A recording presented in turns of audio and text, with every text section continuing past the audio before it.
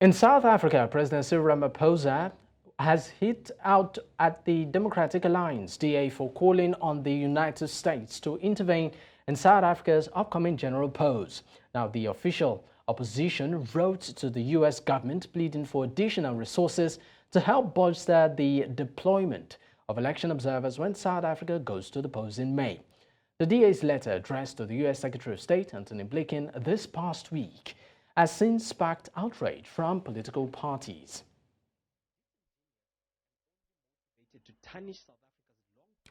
Now, Zama Ntshona, spokesperson for Africa Transformation Movement, joins me on the program.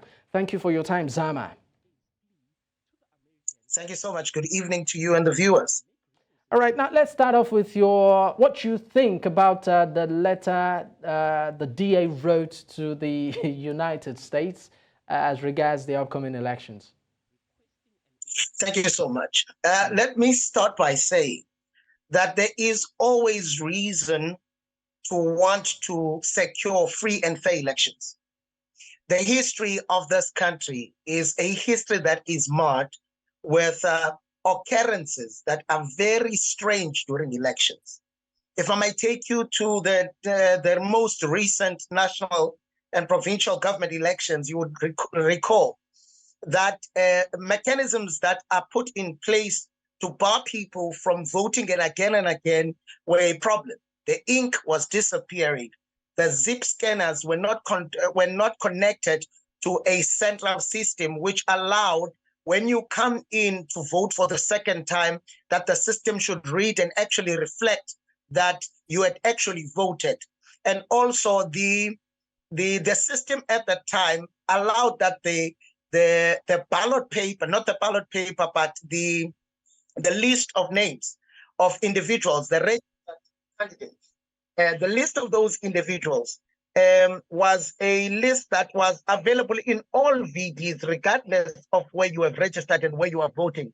As a result, it was easy for an individual to vote anywhere in the world.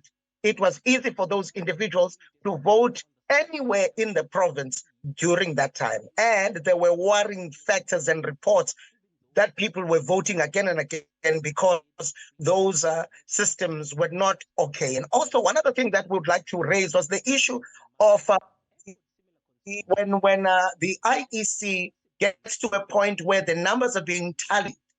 It was also a problem that you begin to see inconsistencies that were there. And those are a reason for concern. But as much as that is the case, we do not see as the African Transformation Movement why call the United States to bring an army of observers to the country, because we believe right now that we have this under control. The African Transformation Movement wrote to the IEC, and we have had numerous meetings with the IEC in trying to promote free and fair elections. And one of the things that we have agreed on is there won't be a voter's roll that is available everywhere with the same names. The voters' roll will be restricted to the voters' roll of the VD. And from that VD to the next, those names, even in the same ward, are not going to appear as a measure and control to try and regulate how elections are run so that we deal with the issue of multiple voting. So the African Transformation Movement, its delegation and legal, approached the IEC to actually deal with that. Second thing that we would say it is a victory of the ATM is that we also got to a point where now the IEC has connected the scanners to a central system which is able to flag when you come in the second time that you have already voted. So that means that there will be a limitation. The third thing, which is also a victory that we claim as the ATM, is that you are only limited to vote to that VD you were registered in. Now, this then poses a question.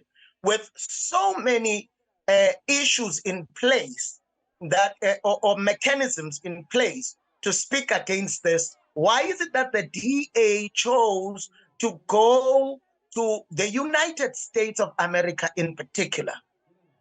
Recently, we held a BRICS summit in this country, where BRICS countries actually pledged to assist South Africa and other countries that are affiliated to it? Why is it that they went to America in particular? Why didn't they go to one of the BRICS countries?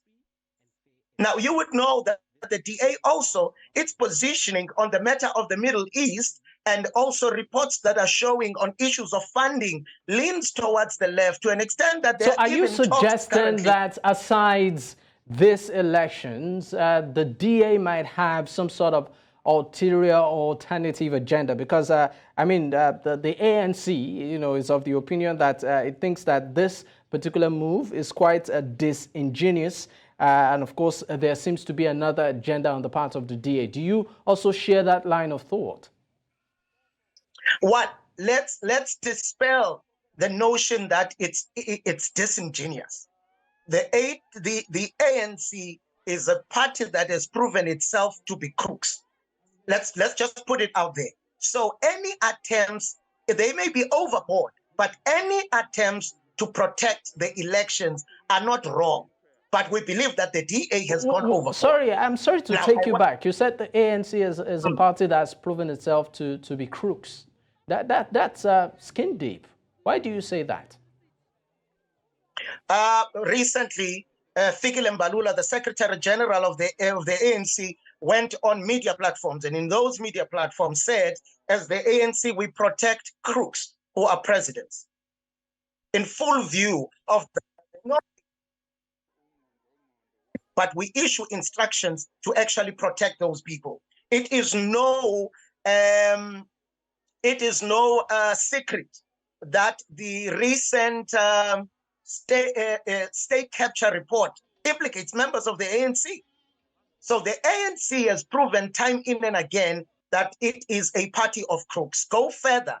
Our first by-election as the African Transformation Movement that we went to, there were people there who had passed on, but whose IDs were in position of the people who belong to the ANC. And they were using them to vote for individuals who are no longer with us. So we can't dispel that truth. The ANC is a party of crooks, is a party that harbors criminals. It is a party that has proven time in and again to be captured and advancing the needs of others who are not the majority of this country and the people who have sent them. So for us as the African Transformation Movement, when it comes to issues of being skeptical of what they do, we see where the DA is coming from, but we say the DA went overboard. And this is why we're trying to find out what is there, what is it that it is actually driving them to actually go to the United States of America in particular. So right here is the ATM. We want to really find what is it that is actually influencing the DA to go there, because we believe that the work that we have done as the ATM to save the elections of this country is sufficient enough to deal with this. Obviously, so we are not saying it is watertight. Is the ATM, for instance, confident that with the amount of work that you know your group has put into ensuring that this election is free and fair, are you confident of the eventual outcome? We have but one issue that we are still worried about. Now, this issue has everything to do with the capturing of the numbers, because we are going to be in each VD. So that process we are going to monitor. And also we have what I've said is voting in the VD that an individual is registered in to limit those and the others. But there is still the capturing of numbers. People can send in 500 numbers. There's a phenomenon that we have seen. Instead of capturing 500, they capture 50. Instead of capturing 5,000, they capture 500. Instead of capturing 50,000, they capture 5,000 by just dropping the zero. We are still not convinced there that when it comes to matters of capturing, we will be safe. As a result, we will be deploying to the highest order when it comes to that issue of capturing. But as far as before that particular undertaking, as the ATM, we are confident that we have closed the other avenues, but it is not beyond the ANC to want to disrupt the elections. Remember that even members of the IEC are appointed by the presidents, and all the presidents are presidents of the ANC. Remember, the presiding officers are presiding officers of SADTU. SADTU is an affiliate of COSATU. COSATU is part of the tripartite alliance. Right now, SADTU is campaigning, trying to get people to vote for the ANC, and they are usually the ones who are going to be presiding over elections. So for us as the African Transformation Movement, we can't say that it is watertight because there are still these avenues, but still with those that we are skeptical of, we do not believe as the ATM that there is a need for us to call agents of, or the agents, or no, not rather the agents, but the Western forces to come in the country. As we know, we want to maintain the sovereignty of the South African state, and we believe that by bringing in masses of people from the states to actually do the work here, we do not believe that thoroughly we would be maintaining the sovereignty of our country. All right, Zama, thank you so much for your time on the program. All right, now Zama is the spokesperson for Africa Transformation Movement. And on that note, we drop the curtains on today's episode of the show. My name is Dapo Adegboye. It's important we also state that the opinions of our guests remains theirs and not that of News Central. Bye for now.